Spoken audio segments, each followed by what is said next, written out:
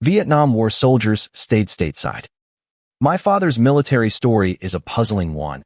He was an infantryman in the 101st Airborne, a unit known for its bravery and sacrifice, yet he never set foot in Vietnam. Despite the war raging on and the draft in place, he spent his entire enlistment in the U.S. This seems counterintuitive, given the demand for combat personnel during that time. His experience raises questions about the complexities of military service during the Vietnam War and how some soldiers managed to remain stateside.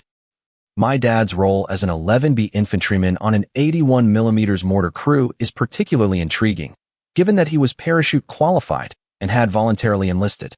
Typically, these skills would have made him a prime candidate for deployment to a combat zone.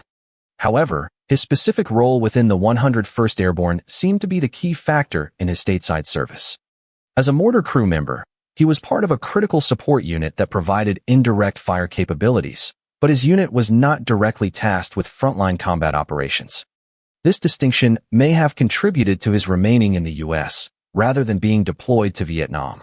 Additionally, the 101st Airborne had a significant presence in the U.S., with many units serving as strategic reserve or training elements, which could also have played a role in his stateside service. Despite being trained for combat and holding a critical occupation, my dad's specific circumstances allowed him to serve his entire enlistment without ever leaving the country, a remarkable circumstance given the era and the war that was ongoing at the time.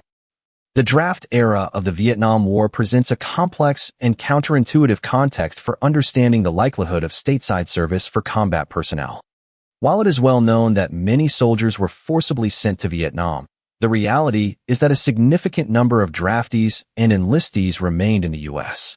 In fact, according to historical records, approximately 2.5 million men were drafted into the military between 1964 and 1973, but only about 1.8 million were actually sent to Vietnam.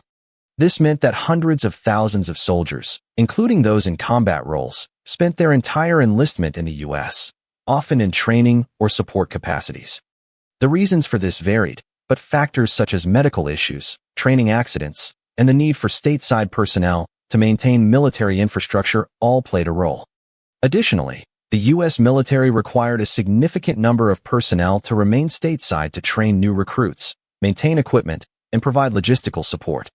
As a result, it was not unusual for soldiers, including those in elite units like the 101st Airborne, to spend their entire enlistment in the U.S. without ever being deployed to a combat zone.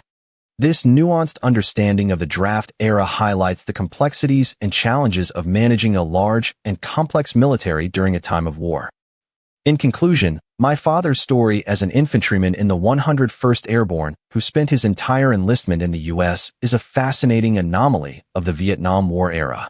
Despite being part of a combat unit and having volunteered for service, he never saw deployment. This highlights the complexities of military service during this time, where the presence of a draft and the war effort did not necessarily mean that every able-bodied soldier was shipped out to combat zones.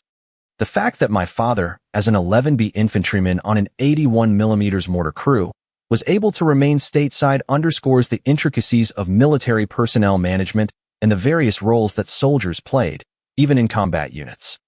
This story reveals that military service during the Vietnam War was not always straightforward, and that individual experiences could vary greatly, even among those in similar roles. The takeaway is that the Vietnam War era was marked by a nuanced and multifaceted military landscape.